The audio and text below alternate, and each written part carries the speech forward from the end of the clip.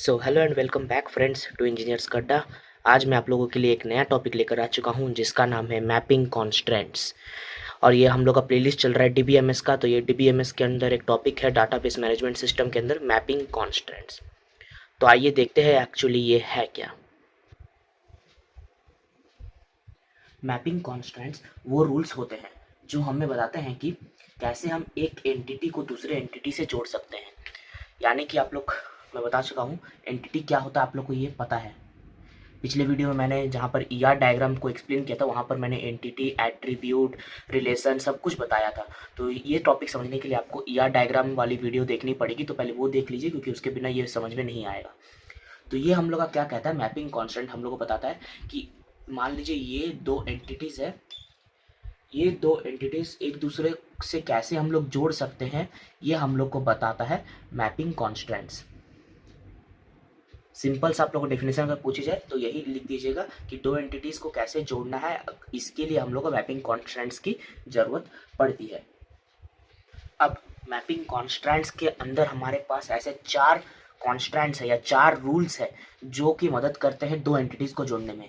जिसमें पहला आता है 1 to 1। 1 to 1, 1 to 1 क्या कहता है कि मान लीजिए मैं दो एंटिटीज के नाम देता हूँ, ये ए है और ये बी है, ठीक है।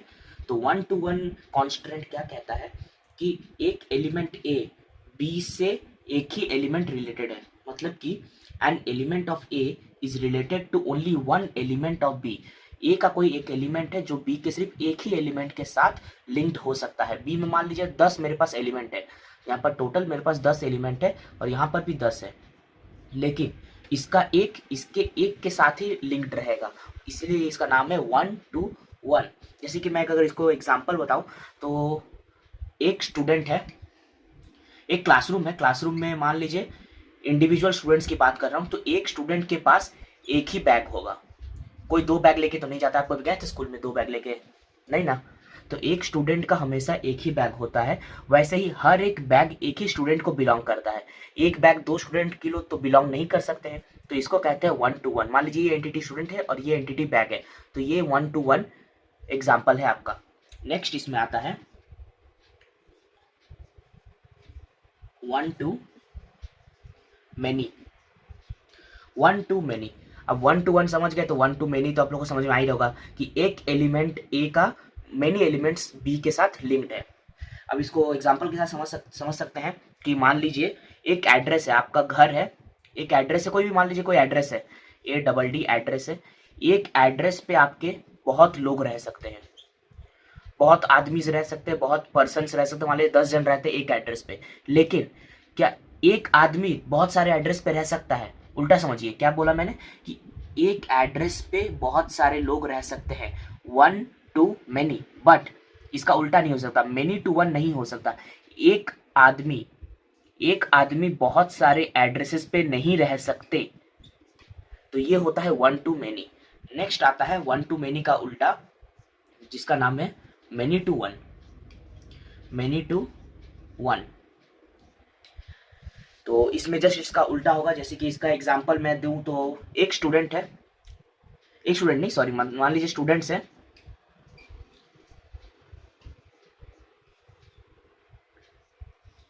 तो स्टूडेंट्स पढ़ते हैं कॉलेज में,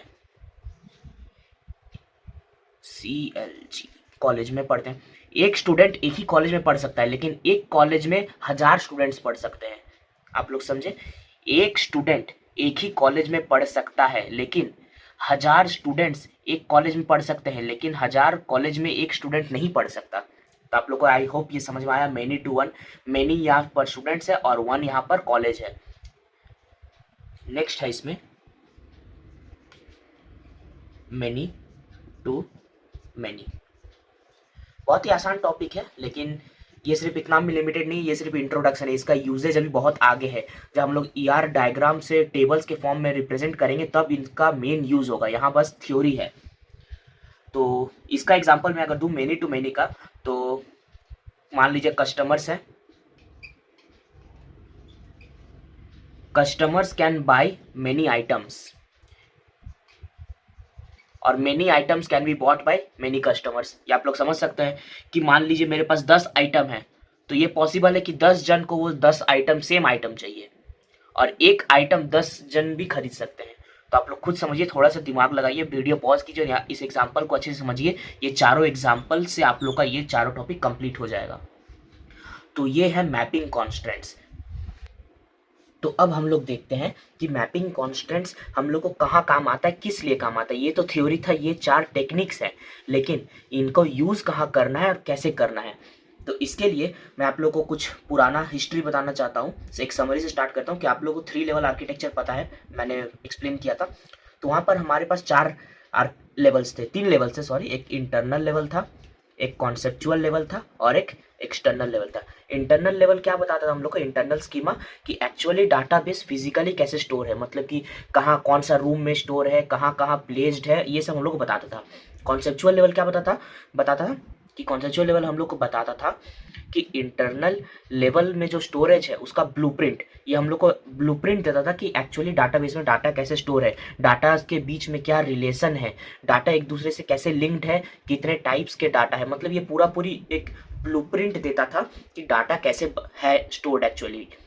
और एक्सटर्नल लेवल क्या बताता था हम लोग को, एक्सटर्नल लेवल जो हम लोग यूजर से जो डायरेक्ट लिंक्ड है, जो हम लोग को यूजर को दिख रहा है कि इंटरफेस में जो डाटा फेच कर रहे हैं, वो होता था एक्सटर्नल लेवल। तो ये मैं आप लोगों को क्यों बता रहा हूँ, ये इसलिए बता रहा हूँ क्योंकि इसका एक काम है मैपिंग कॉन्स्टेंट्स में। तो कॉन्सेप्चुअल लेवल को रिप्रेजेंट करने के लिए हम लोग क्या यूज करते थे, ईआर डायग्राम। ईआर डायग्राम से क्या होता था, कॉन्सेप्चुअल लेवल में डाटा किस तरह से एक दूसरे से रिलेटेड है वो हम लोग को बताता था ईआर डायग्राम।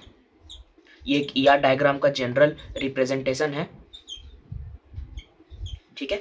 तो ईआर डायग्राम हम लोग को कॉन्सेप्चुअल लेवल का रिलेशनशिप बताता था। ये आप लोग को मैं यहाँ पर ईआर डायग्राम एक्सप्लेन नहीं करने वाला हूँ। तो ये था बेसिक ईआर डायग्राम। तब इससे हम लोग क्या करते थे, इससे हम लोग, मैंने आप लोग को बताया था कि कॉन्सेप्चुअल लेवल में डाटा जो स्टोर होती है वो टेबल्स के फॉर्म में स्टोर होती है, टेबल्स के फॉर्म में डाटा स्टोर होती है, और उन डाटाज के बीच में क्या रिलेशन है ये बताता है हम लोग को ईआर डायग्राम। मान लीजिए टेबल है, यहाँ पर कॉलम कैंडिडेट आईडी है, कैंडिडेट का नेम है, कैंडिडेट का रोल नंबर है, मान लीजिए। तो ये एक टेबल है। अब इस टेबल को ही ईआर डायग्राम में रिप्रेजेंट किया जाता है कि कॉलम आईडी और कॉलम नेम में क्या रिलेशन है, कैंडिडेट आईडी और कैंडिडेट नेम में क्या रिलेशन है, यही हम लोग का ईआर डायग्राम बताता था।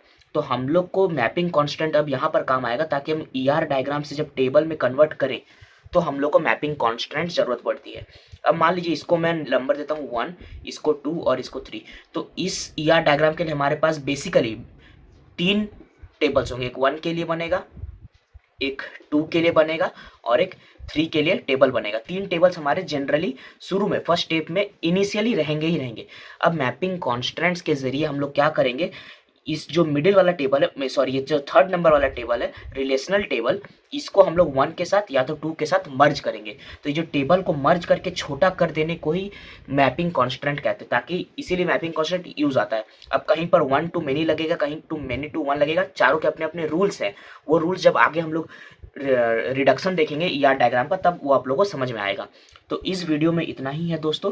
मैंने आप लोग को बता दिया 4 इसके फॉर्मूलाज, सॉरी 4 टेक्निक्स क्या क्या है, उनको एक एग्जाम्पल के साथ एक्सप्लेन कर दिया। अगर आप लोग को फिर भी डाउट है कुछ, तो मैं नोट्स डिस्क्रिप्शन बॉक्स में डाल दिया हूँ, आप लोग वहाँ से जाके एक्सेस कर सकते हैं। उसके बाद मैंने आप लोग को बता दिया कि ये कहाँ से आया है, क्या यूज़ है इसका, अच्छे से डिटेल में एक्सप्लेन कर दिया हूँ दोस्तों। तो मिलता हूँ दोस्तों अगले वीडियो में, जहाँ मैं इसको और डिटेल्स में एग्जाम्पल के साथ डिस्कस करने वाला हूँ। तो अगला वीडियो मिस ना करें, प्लेलिस्ट का लिंक डिस्क्रिप्शन में दिया हुआ है। Thank you.